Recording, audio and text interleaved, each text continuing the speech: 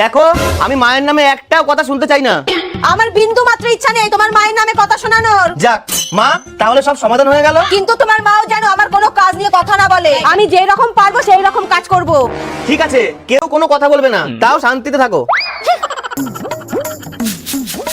বৌমা এইদিকে চাপ দিচ্ছ কেন? ওইদিকে চাপ দাও। এইবার তোমাকে এই মাত্র বললাম কেউ কারোর সাথে কথা বলবা না, তাও তুই চুপ কর।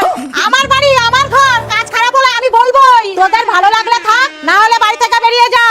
চলো তো, থাকবোই না ওনার বাড়িতে। উনি ওনার বাড়ি বুকে জড়িয়ে রাখুক। চলো। যা যা, আবার এখানেই আসতে হবে। বাড়ির থেকে তো চলে আসলাম, এবার কি কাজ করব?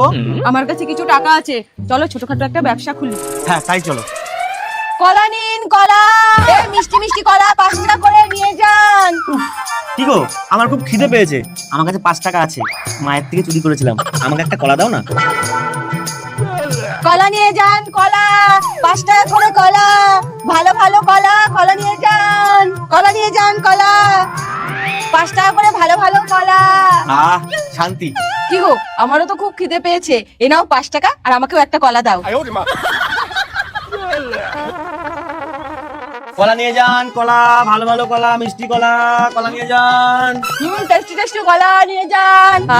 এইবার শান্তি। কি গো, একটা কাস্টমারও তো আসছে না। তাই তো দেখছি। এই নাও 5 টাকা, আর একটা কলা দাও। তুমিও 5 টাকা নাও, আর আমাকে একটা কলা দাও। দেখো তো কত লাভ হলো। 5 টাকা। চলো বাড়ি চলে যাই, আমাদের দ্বারা ব্যবসা হবে না। হ্যাঁ তাই চলো।